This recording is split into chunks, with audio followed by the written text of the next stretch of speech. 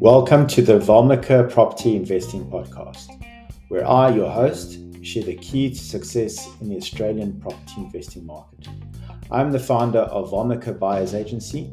You can find us at valmikaproperty.com.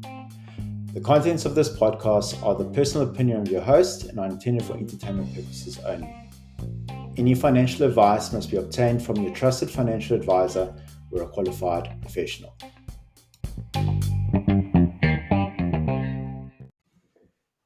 In this episode of refinancing and when to do it, we're going to go into a topic that is very, very important in your property journey. If you use this tool effectively, you can generate significantly more returns on your investments. So today, as always, we'll discuss the topic and then we'll move on to the auction clearance results for the weekend of 33rd of September 2023 at the end of the episode. So what we're going to discuss today on refinancing, I'm going to divide it into 6 segments. The first segment, I'm going to explain what refinancing is and why property investors should consider it. In the second segment, we'll dive into when to refinance. Segment 3 will be the types of refinancing, and I'll give you some examples of this. Segment 4 will be the steps in the refinancing process. Segment 5, which is quite important, is the post-refinancing strategies. And then lastly, section 6 are the risks and the pitfalls to refinancing. Okay, so let's dive straight into it. So what is refinancing? Refinancing is very important in your property journey. And the reason being is that just as you're looking to get your returns on your property, the lenders are looking to attract clients as well. And because they do this, they compete against each other. And they compete against each other through interest rates. So that's one thing to keep in mind. So it's always important to refinance your property through the property journey, because bearing in mind that you can get competitive rates out there through the life cycle of your journey. So primarily, refinancing has got to do with getting lower interest rates. But you may say we're in an interest rate hiking environment, or close to the end of an interest rate hiking environment. There's no way we're going to get lower interest rates. And that's not 100% correct. And it's got to do with the competition between lenders. And the Reserve Bank has recently stated that there is strong competition between lenders. So in fact, between May 2022 and June 2023, the cash rate increased by 4 percentage points, as you all know. But during that same period, the average interest rate for outstanding variable rate loans only increased by 3.37 percentage points, so much lower than the 4 percentage points of interest rate hikes that we saw from the Reserve Bank. And that's primarily got to do with the competition between lenders. So if we take those statistics a little bit further, so when considering all outstanding loans, now that includes variable loans and fixed rate loans, if you take those both into account, the average interest rate increase is only 2.75 percentage points during the same period. And that's because some borrowers still have low rate fixed loans that were issued before the rate hikes began. Now, of course, many of those fixed rate loans are going to be rolling off the books and moving into variable loans. So that 2.75 percentage points is going to increase towards the average of that 3.37% at least. So the other reason for refinancing is to access equity in your investments. So over time, property value increases. And as property value increases, your percentage of debt to the value of the property decreases. So that is an increase in the equity component of your investment. So let's take an example. If you started off with a property that was valued at $500,000, for example, and a few years later it's valued at $700,000, that uptick between 500 and 700 is another $200,000 in equity that you can access by refinancing. And there's very good uh, ways and means of using that equity. You can use it for a deposit for another investment property. You can use it for improving cash flows if you having hard times. So refinancing has got accessing equity benefits and then improving cash flow benefits.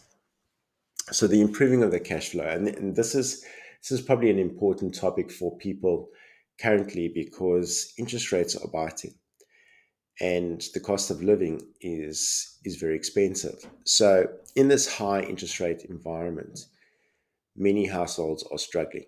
So using your refinancing is a means to be able to carry you through those difficult times. And I'm seeing that with quite a few investors.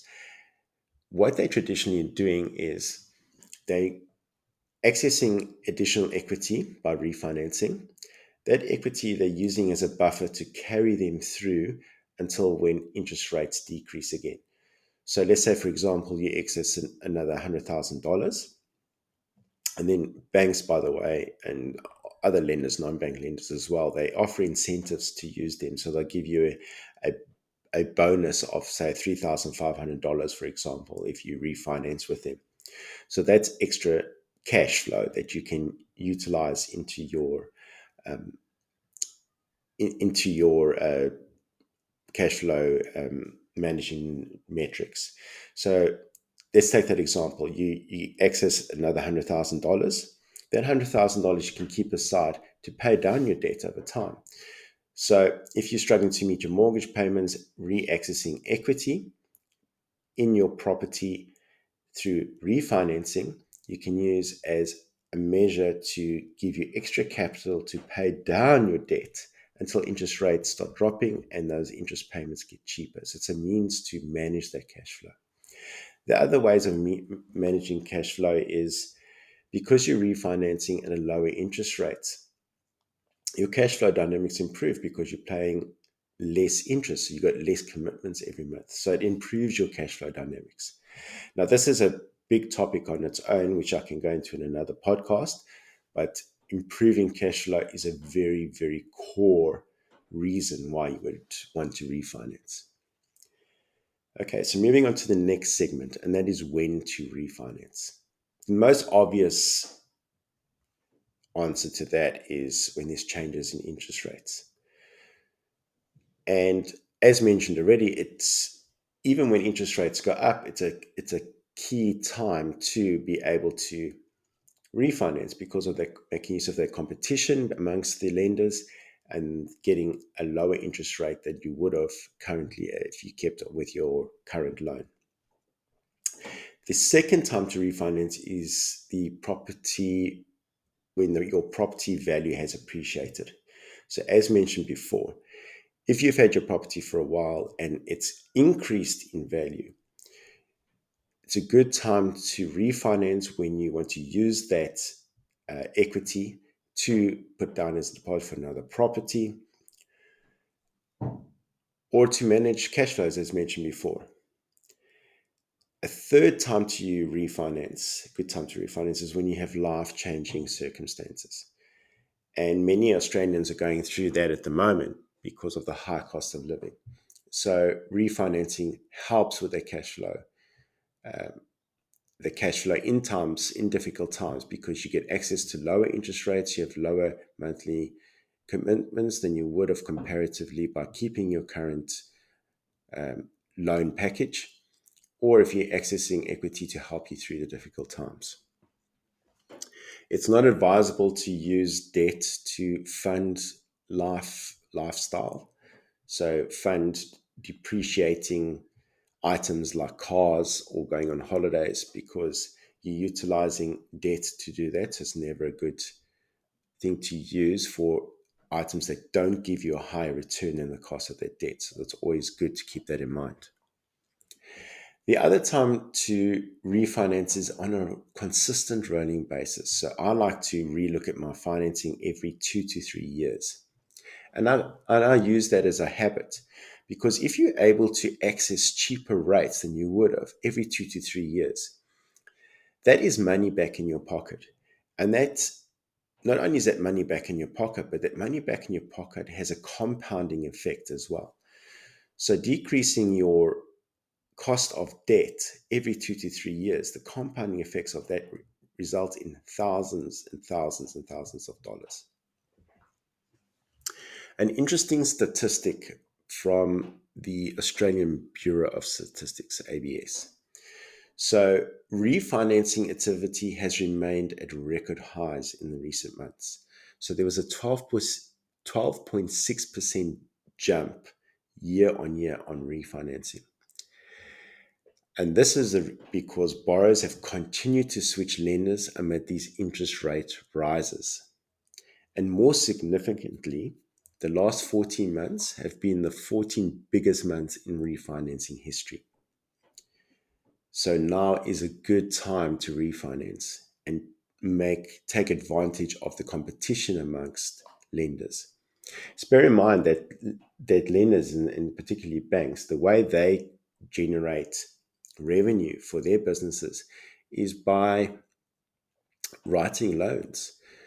So in times when there's a bear market, less people tend to get loans because it's less affordable. Therefore, the banks have threats to their revenue stream because they're writing less loans. And as a result, they compete against each other to try and win businesses loan business from other banks by giving incentives like lower interest rates, sign on and bonuses, for example, the $3,500 incentive scheme to move your financing. So it's always wise to make use of this. Okay, in segment 3, we're going to move on to the types of refinancing. Now, the term of your refinancing is important. When I refinance, I always like to keep the longest term possible. And the reason being is that the longer the term, the less your principal and interest commitments at the end of the month because you've got more time to pay it off. Therefore, the amount that you pay off monthly is lower. Other means is if you want to have a shorter term loan to pay it off quicker, you can do that. But if you've got the discipline, it's worthwhile having a longer loan and just paying in um, more every month to amortize that loan quicker as if you would have in a shorter term loan, because it gives you the flexibility to be able to redraw on that facility, re-enter into using that capital that you've paid down extra into using that money for other properties, other investments, for etc. And then the other types of financing that you need to consider is whether you want to go for fixed or floating. Now, obviously, when you just come out of a bear market with high inflation, and the reserve banks have gone on an aggressive hiking cycle, it's not advisable to fix them because then you're fixing at the top of the interest rate cycle. So you'll find that people tend to fix when there's a view that we've reached the bottom of a cutting cycle. Then it's wise to fix those rates. Now in Australia, the banks typically don't let you fix more than 2, 3 years, maybe 5 years at most. But this is likely to change, in my opinion, in the future because banks around the world, like in America, for example, they allow you to fix for the entire duration of the entire tenor of the loan. So if it's 30 years, they allow you to fix for 30 years. Now, those people in America who managed to get loans when interest rates were all-time lows, they were able to fix at all-time lows. So they've got very, very cheap funding for the whole tenor of their loan, which is very, very favorable. Now, this is can become a very, very advanced topic, because the right time to fix loans or keep it in floating, it's got to do with the shape of an interest rate curve. So there's a shape of where traders predict interest rates to be over time. And this is using interest rate derivatives, because banks apply a credit spread to interest rate derivatives to determine your loan. And those interest rate derivatives are actively traded instruments in the market, and they're forward looking. So to take advantage of the lows of the cycle, it actually happens before you get to the low of the cycle, because the interest rate curve predicts it. But that is a topic for another podcast if people are interested in it. Then the other type of refinance that you can look at is whether you want to go to interest only or principal and interest. The advantage of interest only is that your commitments every month are lower because you're not paying back the principal. So it becomes a cash flow decision. If you're comfortable in not paying down the loan in terms of its principal amount and only paying the interest, then it's a means to have a lower commitment every month. Some investors do that with more risk appetite, and others don't. You want to get that to de-risk their debt and draw down the principal with it as well. So it becomes a personal risk appetite and cash flow management decision on behalf of the investor. So a very, very important thing to look at when refinancing is the equity versus the interest rate level that you are getting from the bank. And what I mean by this, and it's got to do with your gearing ratio. So gearing ratio is the amount of debt that you have against the value of the property. So if your property is worth $1 million and you've got $500,000 of debt, you've got a 50% gearing level. Now, the lower your gearing level, the lower risk you are to the banks or to the lender if you're using a non-bank lender. Therefore, the more bargaining power you have with them. So if you have a low gearing ratio, you should be pushing for a lower interest rate when compared to others who have a higher gearing ratio. Now, banks don't look at this. They'll charge you the rate that they would charge in someone with an 80% gearing level to those who have a 50% gearing level, which is not right, because if you're a 50% gearing level, for example, you are much lower risk because they have a lot more equity on hand, the banks, and therefore you are significantly lower risk. So you must use this as leverage, excuse the pun, to negotiate with the lender for a lower interest rate than they would normally give, because you're much lower risk. All right, moving on to the necessary steps that you will go through in refinancing. Now, the most obvious one is finding the right lender. There's ways and means to do this, and many people use mortgage brokers. Or you can approach the lenders directly yourself. You can Google on the internet a couple of lenders and approach them directly. This obviously is more time consuming on your behalf, but it's definitely something you can do. But what's important to remember when you're refinancing is that for every refinance session that you're going through, and for every bank that you are approaching for the refinance process, they do a credit score check. Every time they access that credit score check, it actually counts negatively against your credit score. It's a weird thing that I discovered. So it's important not to go through a refinancing process very, very regularly, because they ping your credit scores and it lowers your credit score for every ping that they access. Maybe it's not every ping, but every refinancing process you go through, it can lower your credit score. So it's something to keep in mind. That's why every 2 to 3 years, when I look at where interest rates are, I'll gauge with the lenders first before I'll get them to do a credit check on me, just so I see where they are more or less in terms of their rates. And then you go with the one that you think will be the most, will have the better rate, and you go through the credit score process with him, or they will do the checking and the credit score. Then what the banks will do is they will assess the property value where your collateral lies on that refinancing. And this is something that they've got tools and means to do it. They might have an online tool where they can check it, or they will send a property valuer to your property to value it for the refinancing process. Refinancing process can be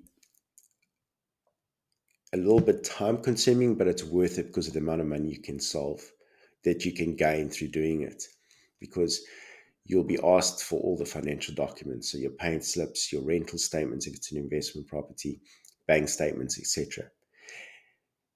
Keep in mind that if you do this regularly, this only happens every 2 to 3 years, and it's well worth the amount of money that you'll be saving and that you'll be compounding in your returns through your investment by having this saving. So it's well worth it.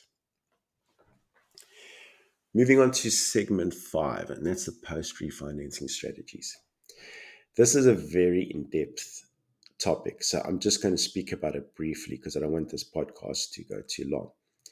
If it's something of interest, let me know and I can create another podcast that speaks of this topic and goes into more depth. All right, so the refinancing strategies fall into 2 categories. First is the use of the actual facility, the debt facility itself. Secondly is what you do with the refinancing capital. Talking about the first category.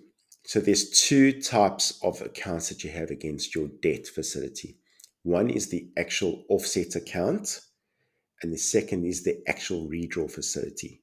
And now there are 2 separate ways you can use it to generate more return for your investment. So what is the offset account? The offset account, as the name implies, offsets any money sitting in the account against the actual loan quantum when it calculates interest. So let's use an example. So if you've got a loan of $500,000 and in your offset account, you've got money to the tune of $100,000 sitting in that account. Every month, when you have your principal and interest payments or your interest payments, the way the bank calculates what those payments will be is the balance of 500,000 less what's in the offset account, so that's $100,000, that equates to $400,000. So instead of calculating the interest on $500,000, they'll calculate the interest on $400,000. So it's a very effective means of paying less interest on your loan, but still being able to utilize that money when you need it. So that's the offset account. It's very important to use that offset account as much as you can. So what I like to do is have any money that comes into you, like salaries, etc., have it paid into that offset account, because for every day that you've got a higher balance, it's offset against your loan. So you're saving interest rates. So make use of it. Make sure that you always get money deposited into the account, because as soon as it's in the account, the amount that is in that account offsets the loan principal amount when they calculate the interest. So it can save you thousands and thousands of dollars using that. Then the other account is the redraw facility. So in your actual loan that you get, it has a balance that you see that you pay in every month, and you see that balance going down. You can put a lump sum payment in there into that actual loan that is available for you to redraw when you can. Now, why would you do that? What's the difference of having a redraw facility versus an offset account? The redraw facility, what it does is it lowers the actual principal and interest payment every month straight away. And what I mean by that, if you've got a loan of $500,000, you'll have a principal and loan amount equal to, say, X. Now, if you deposit that $100,000 straight into it, your principal and interest payment over the 30 years is not paying off $500,000 anymore. It's paying off $400,000. So your monthly commitments are significantly less because it's spreading out that difference over 30 years. So in other words, you're paying back $100,000 less over 30 years. So your monthly commitments are going to be less. However, you don't get that in the offset account, because what the offset account does, it's still calculating as if you're paying it back, the $500,000 over 30 years, even though you've got $100,000 sitting in your offset account. All that does, the offset account does, is you're able to pay it back quicker because you're paying less interest. So that's the difference. If it doesn't make sense, pause here and re-listen to it and it'll make sense. But I will go into another podcast where I'll go into this in more depth. Now, moving on to the refinancing strategy that you use when you actually gain access to the equity. Now, these are the obvious ones. So you can use that capital for property upgrades or for new property investments. But I like to highlight that the trick is to use the capital in an asset, whatever form of asset it is property, or it's a business, or where it's a stocks, for example. The trick is to put it in a vehicle that will give you a higher return than the cost of that debt. So if you refinanced and you refinanced a larger amount because you took out more equity from your property, let's say it's another $200,000. And the cost of that refinance is, the interest rate is now 6%. Whatever you put that extra $200,000 into must give you a return higher than 6% for you to make it worthwhile.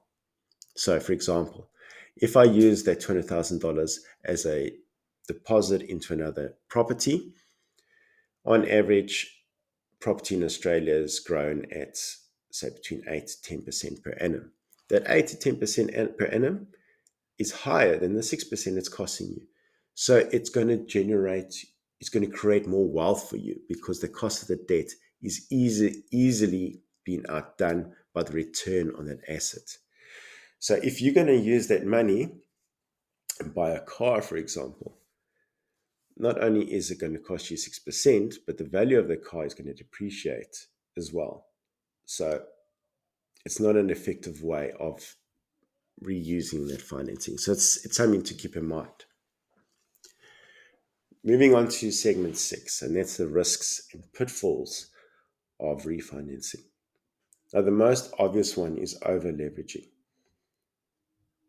Don't refinance to the extent that where you're getting a more debt that you think is going to put you in financial troubles and in terms of over leveraging in the future. Always plan on how you're going to service that debt. It's all about cash flow management. So when you refinance, always do a cash flow management exercise with it. The other means, and it's something that we've also spoke about, we touched on, and the risks are, is when you refinance to finance depreciating items or lifestyle.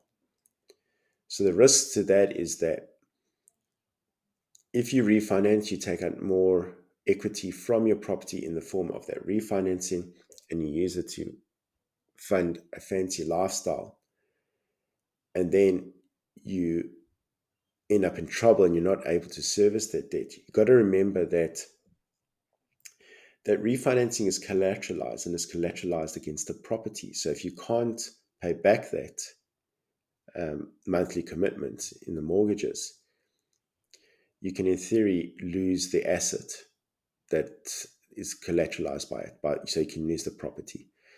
So it's always advisable to be smart with what you use the refinancing for.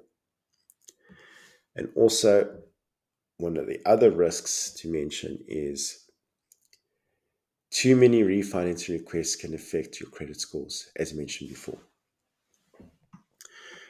Okay, so that's it for the topic for the week. I'm just going to go through the auction clearance results quickly.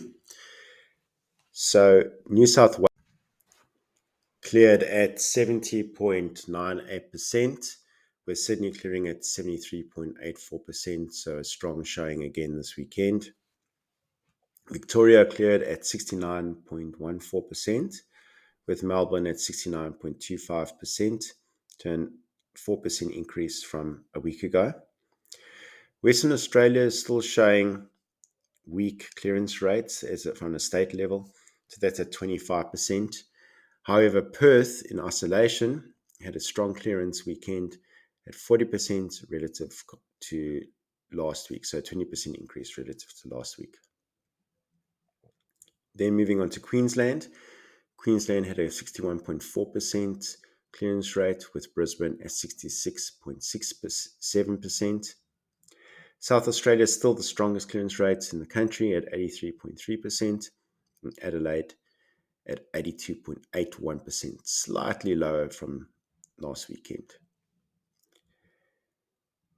I hope you enjoyed this podcast and it added value and some good insights into the refinancing world. See you on the next one.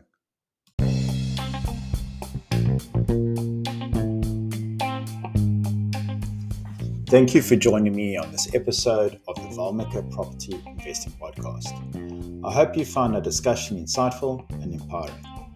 If you are interested in finding out more about our services at Valmika Buyers Agency, visit our website at valmikaproperty.com. There you'll discover how we can assist you in making informed decisions and achieving your property goals. See you on the next episode.